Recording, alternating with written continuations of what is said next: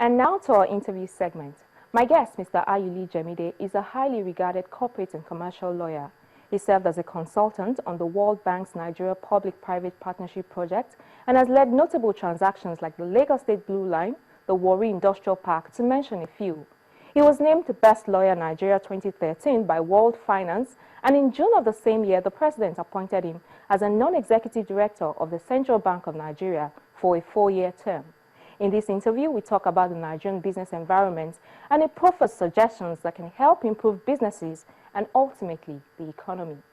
Nigeria has been rated as one of the worst countries to do business in. In fact, a 2014 Africa survey report says Nigeria is not among the world's top 60 countries to do business in. The World Bank even ranks us 175th, mostly because of inconsistent government policies, multiple taxation, and the slow pace of justice in Nigeria. Now, as a lawyer with special focus on business law, what would you suggest for reforms, especially for the incoming administration? I think the key thing that we need to take home is that different reports have their different indices. And sometimes it's good to drill down and find out how they arrived at those conclusions. Now, if you take the World Bank Index, for example, it rates Nigeria as 170, whereas our neighbors, Ghana, are number 70 on the Ease of Doing Business Index, according to the World Bank. But when you drill down and find out what the World Bank takes into cognizance, the World Bank actually goes from state to state, picks a few states, and we look at things like, how much time it takes for land transfer, and a few other things, right? So, or how much time it takes to incorporate a company, Now, for land transfer, for example, you may have, if in that year they picked a state where it was difficult to get governor's consent, in some states it could take you up to a year, right? Then definitely, it will affect your index negatively.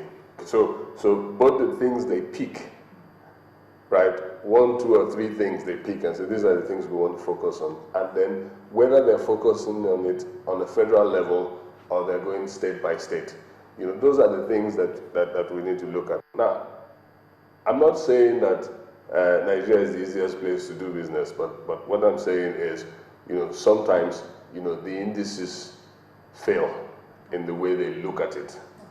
But having said that,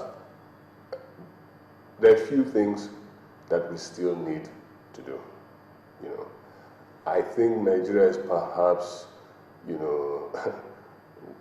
one of the few countries left in the world where you can't check whether a name is available for company registration online, where you can't register your company online, for example, where you can't file things online.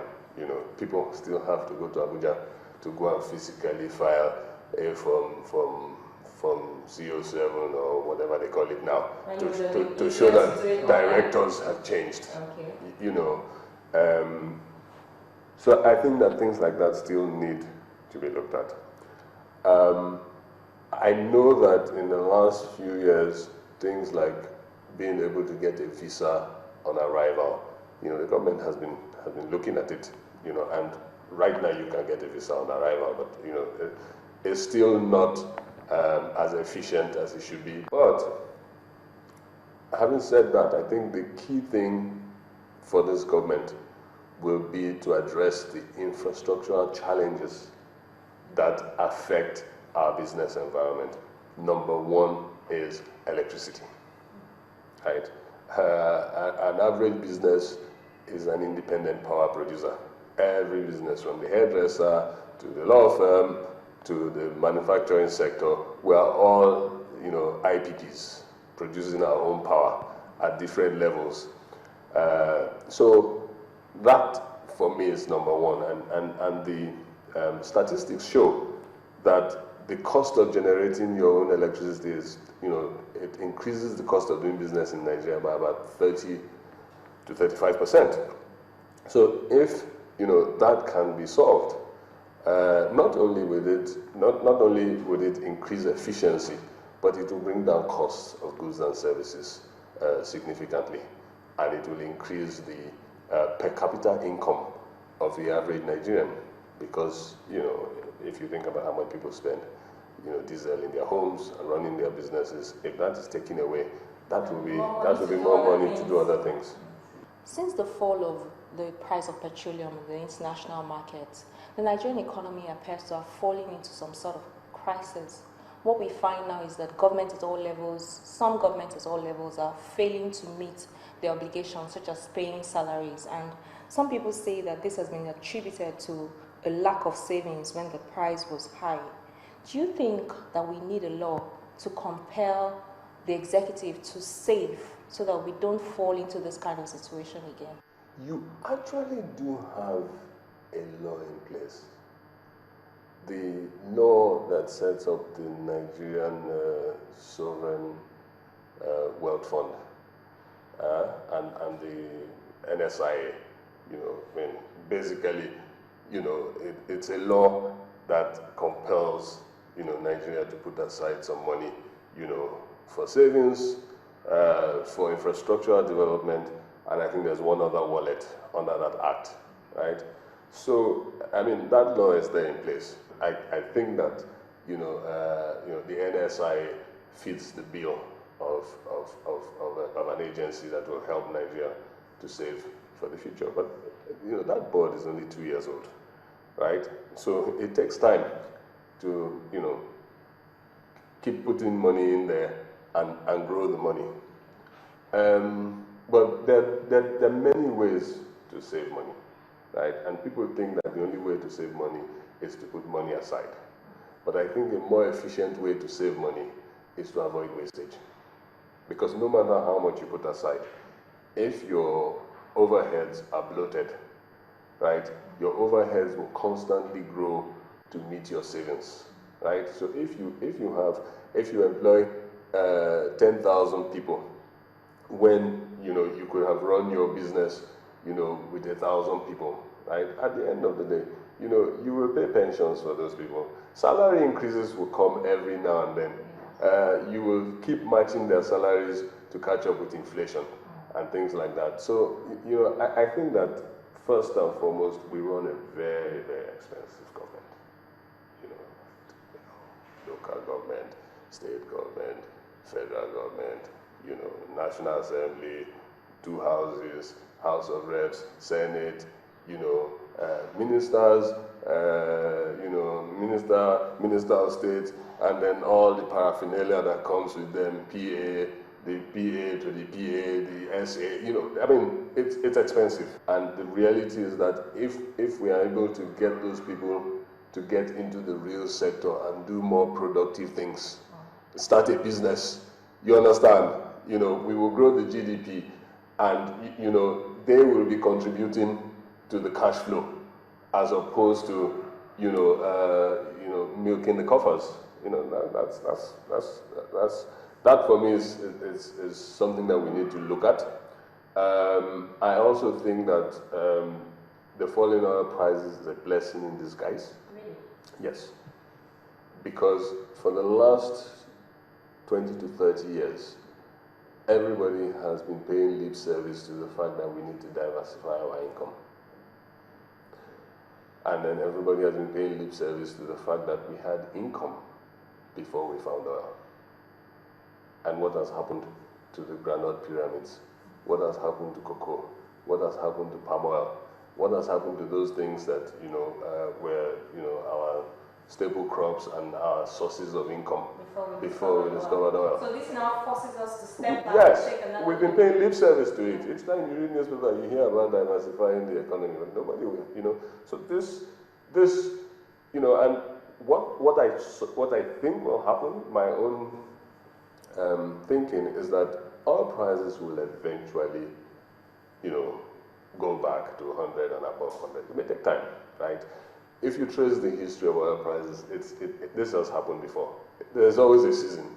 You know, it drops, it goes up, it drops, it goes up. But I think that if that happens in a couple of years, and we've been able to diversify our income, then, you know, we would have a bonus. Because, you know, then, you know, oil prices have gone up, so you can cream off from that, and at the same time, you know, you've increased your agricultural output and all that. And I think that agriculture is the lowest hanging fruit for the incoming administration. Now, my next question is, what are lawyers doing, you know, to help Nigerians have a better economy? I will speak about the part of the legal landscape that I belong to that is working, you know, on this. As you know, we have the Nigerian Bar Association, which is the umbrella body for all the lawyers. Now, beneath the Nigerian Bar Association, you have different sections, which houses different interest groups. So you have the section on business law, which is one of the sections birthed by the Nigerian Bar Association. And the section on business law is, you know, a hub for all the commercial lawyers and all the business lawyers, you know, where we meet and trash out our issues, and we have an agenda as a section. Now, under the current chairman, Mr. Asuegodalo, one of the things that we've decided as a council to do is to engage regulators and policymakers a bit more, and to have a voice in, you know, what happens regarding policies and regulations and laws, particularly those policies and laws that affect our business environment, which ultimately affect, you know, our work environment as business lawyers. So this year we have our annual conference between the 7th and the 9th of June. And the theme is regulators as catalysts for economic growth. You can see that, you know, in line with the thinking of council, we've decided to zero in on regulators and engage them and see how, you know, we can work with them in a synergistic manner, you know, and contribute to their work in a way that over the years we'll be able to say, you know, we helped to do this or that, and it affected the ease of doing business positively, right? So this conference, you're going to have the key regulators there in many of the sessions, from the Corporate Affairs Commission to NIPC to the Shippers Council to the CSCS that works on the capital markets, you know, and a host of others. So you know, we think that if we start to have a conversation with regulators, yeah, we'll have FIRS there talking about tax issues, and yes, revenue service will be there. You know, so we think that if we constantly engage regulators and know what the issues are, and we can also tell them from a client and business lawyer standpoint that, you know, there are loopholes here and there that need to be plugged, and, you know, if we do that, we think that over time, working together, some of these things, you know, can be solved. That is our interview on the program this week. There'll be another episode same time next week. But don't forget that you can watch these and past episodes on our YouTube channel.